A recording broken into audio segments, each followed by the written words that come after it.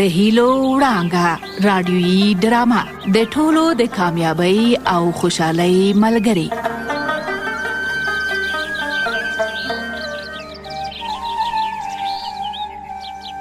زه د خوشحال خیلو کلی هیلهمند یم چې تاسې ټول روغ جوړ او د ژوندانه په ټولو چارو کې بریالي اوسئ. راځئ چې نن تاسو له ورځنیو اندېښنو څخه لږ شان لرې کړم، لږ به سره وخاندو او پام به مو غلط شي. راځئ چې نن تاسو له خپلو اوسېدونکو سره آشنا کړم. تاسو به د ملالۍ ځیرکتیا، د خیالي د خیالونو ټال، د خوشحال کاکا مهرباني او پوخ فکر، د چنارګل ټوکې او مسخرې، د همت خان چالاکی او دوکه‌بازي او د پلوشې آرامتیا لیدلې او اورېدلې وي. راځئ نن بیا تاسو د دوی څنګ ته ورولم څو د دوی له کارنامو لا ښه خبر شئ. هغه ده پلوشه غوا څري چې شیدې ډېرې شي. زه به مې لورکۍ په ټال کې وزنګوم، خو ښایسته الولو به ورته ووایم: الولو شي الولو بلبله مې لولو، په ټال کې چې ټالۍ وهي ټالۍ زما ګوډۍ وهي. ګوډۍ را باندې ګرانه ده، لورکۍ را باندې ګرانه ده، د دادا بلبله کا ده. اوهو چې د المار له کومې خوا راختلی، نامې خدای دې وي. نن خو پلار او لور ډېر خوشحاله ښکارئ. خوشحاله خو به خود یو. لورکۍ مې یوه ډېره خوږه خبره راته وکړه. څه یې درته وویل؟ د دې خبرې خو مې لا نه دي اورېدلي. ایله دادا، کاکا او ماما وایي. نه، مقصد زه په اشارو او په دې نیمکله خبرو پوه کړم. څه یې ویل درته؟ ویلې چې مور مې د دادا ته څو افغانۍ ورکي. ښه دای بله خوشحالي. دادا یې په افغانیو څه کوي؟ پاپړ خو به نه ورته اخلي چې خپله لورکۍ پې مریضه کي؟ نه پاپړ ورته نه اخلم. دادا یې د ملک صاحب نه قرضداره دی چې هغه ورته ادا کي. څه؟ د ملک قرضداري؟ هو، هغه د ملک صاحب خو له مېرمنې سره دې خوا را روان دي. پلوشې، زما ډېر ضروري کار پیدا شو، زه ځم چې را باندې ناوخته کېږي. بس سړیه، ته لږ صبر وکړه چې ملک صاحب او مېرمنې د څه لپاره دلته راځي. پلوشې لورې، موږ هم درته راغلو. خدای مو راوله، دواړه ستړي مه شئ. ملک کاکا ستړی مه شي. ښه ده شیلورې، خدای دې د بچو له غمه وساته. امین. کې له تاسو سره یو ځای. ملک صاحب، ته او شریفت ورو دلته کښېنئ، زه به تاسو ته چای راوړم. د چای د جار شم پلوشې لورې. د ملک له همت خان سره څه خبره وه، زه هم پټه پسې راغلم. ما وایي هسې نه چې سره خوابدې شي. ملک کاکا، څه خبره دې له همت خان سره؟ پلوشې لورې، همت خان ته د خدای د نیکو هدایت وکړي. له ژرندګړي چنارګل نه زما په نوم یو من د مزد غنم اخیستي دي. ملک ښه وایي، ورته ویلي دي چې ملک سینه بغل دی او د مزد غنمو نینې سینه بغل ته ښې وي. خی نه دې کړي ترورې، خو زه له تاسو دواړو نه ډېره بخښنه غواړم. یو من غنم به زه تاسو ته راوړم. پلوشې لورې، غنم دومره خبره نه ده، خو دوکه او دروغ ښه کار نه دي. په نرمۍ ورته نصیحت وکړه چې بیا داسې ونه کړي. زه خو به ورته ووایم ملک کاکا، خو ما ته په ډېره وړه خبره هم په غوسه کېږي. پلوشې لورې، په مهربانۍ یې وپوهوه، هسې نه چې د یو من غنمو خبره ستاسو په کور کې خدای مکه خفګان راولي. پوه شوې لورې؟ و ترورې.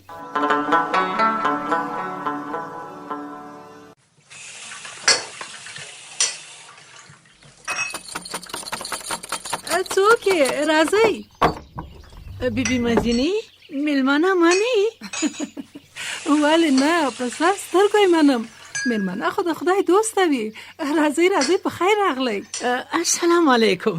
وعلیکم سلام. نسرین ستړې مه شې. جار دې شمه، ښه ده شې، خدای دې له غمه وساته. امین. له تا سره. راځه د لوښو تر څنګ دغلته په داپوزي باندې کښېنه، کیسې به سره وکړو. نام خدای دې وي مدینې، دا لوښي د څومره پاک او صفا مینځلي دي. پاکي او صفایي خو ښه وي نسرینې. د پیغمبر صلی الله علیه وسلم حدیث شریف دی چې وایي پاکي او صفایي د ایمان برخه ده. مدینې، دا خبرې به دې له مولوي صاحب نه زده کړي؟ هو، له مولوي صاحب نه مې یادې دي، په خپله یې یادوم. تصور چې تا ته چای راوړم په خبرو شو د چای سات مې هم درته ونه که. نه چای دې در باندې قرض وي. زه یو بلې خبرې ته راغلی یم. خو وایه بلای مه ترمنځ کوه. هغه ورځ شریفې پټ په غوږ کې راته وویل چې بیبي مدینه لکه چې امیندواره یي. زه راغلم چې پوښتنه دې وکړم او څه لارښوونه هم درته وکړم. وای نسرینې ته څومره ښه ښځه یې. نو خاندې ولې؟ په دې کې خو څه شرم نه دی. خدای دې په ښکلي ماشوم غېږه ډکه کړه انشاءالله. ځکه مې وخندل چې شریفې هسې در سره ټوکه کړې ده. خبره داسې ده. نو زه به لاړه شم نو چې په کلي کې مې د دایتوب کارونه ډېر دي. ښه نو په مخه دې ښه. الله دې مل شه. جنتي شي. بیبي مدینې چې زما خولۍ خو به دې نه وي مینځلې. مولوي صاحب خولۍ خو مې د مینځلې وه خو څه پیشو خوړه که خو دې څنګه پکې راویسته؟ نه پیشو نه ده خوړلې. د بام په سر مې لمر ته ایښې وه. کارغه پرې راغی په پنجو کې یوړه. څه وایې؟ کارغان دومره عجایب المخلوقات دي چې د مولوي عزیز الرحمن خولۍ دې وتښتوي. کارغه ملامت نه و. د به ګمان کړی وي چې کوم غټکی سپین چورګوړی دی.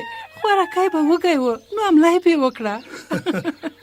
خیر دی کارغه چې خبر شي چې خولۍ د مولوي ده نو بیرته به یې راوړي او که یې را نه وړه هغه د چا خبره چې سروي خولۍ ډېرې دي. که بد مې وویل بیبي مدینې.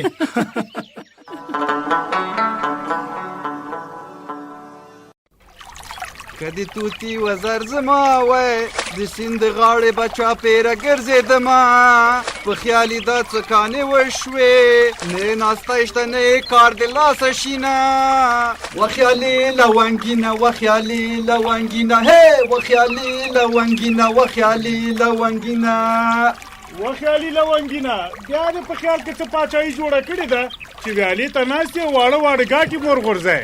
یاره احمد خانه په رښتیا هم چې مصیبت دی. سړی خیال پلو ته هم نه پرېږدی. د خیالي پاچاهي خو دې راته ړنګه کړه. وا بابا ته خو بیخي مچ په پوزه نه پرېږدې. یو اواز مې در باندې وکړ بیا د شونډې وزړېدې. خو ته مصیبت بې وخته اوازونه کوې.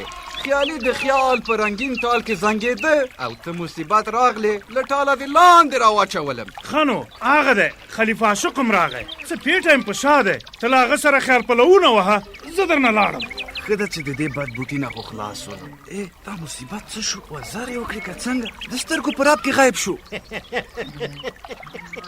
خیالي ګله بیا څنګه له ځان سره بونګېږې؟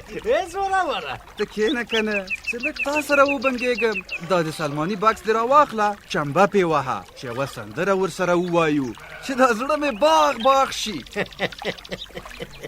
ښه صبر چې دا د مینې وریژو پیټه له اوږو لرې کړم د دغه ونې ډډې ته یې کېږدم. دغسې ایله مې اوږې سپکې شوې. اوس نو د چمبې وار دی. ای شاباس داسې چمبه به وهې چې په هوا کې دا قارغان او ټپوسان هم په اتن راشي.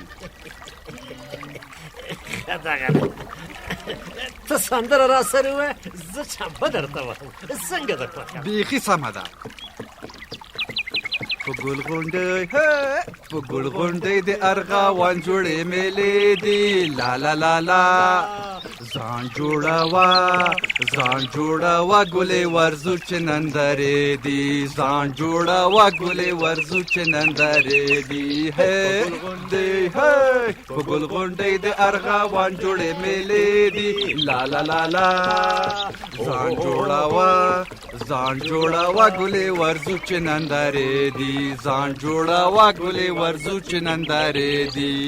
اوهو دا بوجۍ به څه شوه؟ عاشقه چه وسول؟ دغه د مینو وریژو پیټه دغه تری تم شو چې دا به چا وړی؟ دا د اوا ټپوسانو به نه یې وړی؟ نه ټپوسان یو من پیټه کله وړی شي؟ یاره شک پکې مه بوله. په هوا کې ډېر خره ټپوسان ګرځي. هسې نه چې پیټه یې هوا ته پورته کړی وي. خیالي کمعقلې خبرې مه کوه.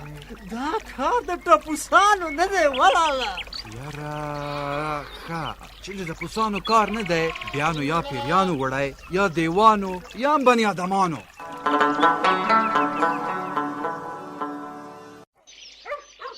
ها د رسم کتابچه او کتابو ته خو مې تاخچه جوړه کړله. ملالۍ نام خدای دې وي، دا دې څومره ښکلې تاخچه جوړه کړه. سنګین لالا، په دې کې به مې کتابونه او کتابچې پاکې او صفا ایښې وي. آفرین، ته ډېره تکړه او بیدار نجلۍ یې. په دې خټو او وړو وړو تیږو څه شی جوړوې؟ نانځکو ته مې کوټنۍ جوړوم، پکې خوشحاله به وي. نانځکې دې ډېرې در باندې ګرانې دي؟ هو، الفبا هم ورښیم، سندرې هم ورته وایم، زه هم ورسره ډېره خوشحاله یم. او رښتیا له مهاجرت نه چې راغلي یو د کلي له ماشومانو سره بلده شوې که نه؟ هو، له ماشومانو سره ملګرې شوې یم. ورته ویل مې چې په ګډه به سبقونه وایو او نانځکې به هم لوبو. خو د دې کلي د ماشومانو به نانځکې نه وي. وایي چې نه وي، دا زما نانځکې به سره لوبو. دا زما د رسم په کتابچو کې به رسمونه هم کاږو. شاباس، ته خو مې تکړه خورکۍ. د زاڼو میره دې لیدلې؟ هو، لیدلې مې دي، هغه میره چې د ټولو نه مخکې روانه وي. آفرین، همداسې به ته هم د دې کلي د ماشومانو میره وي. اوس ورشه لاسونه دې پاک او صفا ومینځه، موږ به د کور لوښي او کودي ځای په ځای کړو. ښه ده لالا جانه، لاسونه به پاک په صابون ومینځم. سنګینه زویه، له مور نه دې دا لوښي واخله. ته صبر مورې، ما ته راکړه چې دا لوښي زه درنه واخلم. په برکت اوسې سنګینه زویه، ډېره یې ستړې کړم. صبر پلاره، چې له تا نه هم د کور لوښي ورو ورو راواخلم، ستړی کړی به یې وي. په احتیاط یې ونیسه، نازک لوښي پکې دي چې مات نشي. واخله. بېغمه اوسه، احتیاط ورسره کوم. دا دی سلامت مې کېښودل. د کلیوالې کور ودان چې موږ مهاجرت راغلو، خپل کور مړانګو، دوی کور راکه. یاره خدای دې ډېر ښه ورسره وکړي، ډېر ښه خلک دي. خدای دې له موږ نه هم نه خفه کوي. آمین. د کلیوالو دا خبره موږ نه هیرو، چې وس مو رسیږي مرسته به ورسره کوو. نو سنګینه زویا، موږ به څه مرسته ورسره وکړو؟ وی مورې، دا څه وایي؟ متل دی چې جاړې له ړندو سترګو هم اوښکېږي. له سترګو دې جاړ سم سنګینه زویا، خو هسې ما ویل چې زموږ په وس به څه پوره وي چې دوی سره یې وکړو. مورې، پوره یو خدای دی، بنده نیمګړی دی. په مهاجرت کې په ډېرو شیانو کې موږ هم تجربې پیدا کړې دي. دا خپلې تجربې به ورسره شریکې کړو. رښتیا سنګینه زویه، د تجربو خبره دې وکړه. په دې کلي کې مې یو زلمی ولیده، غریب ګزڼ وهلی و، ډېر پې خفه شوم. ما هم ولیده، خو امې ورته بده شوه. ته صبر، د دې کلي د ښه ژوند لپاره ما یو چرت وهلی دی، که خدای کول هر څه به ښه شي. د نن ورځې خبرې او کیسې به هم دلته پرېږدو، نورې به په راتلونکي کې وکړو. تر هغې تاسو ټول په لوی او بخښونکي رب سپارم. خواښ او سوکاله اوسئ. ماشومانو سره مینه او د مشرانو درنښت مو هیر نشي. سفر د لمر مو وکړ، تجربه شوه راته، هغه نو څه ژوندون دی چې تیر شي په تیارو کې.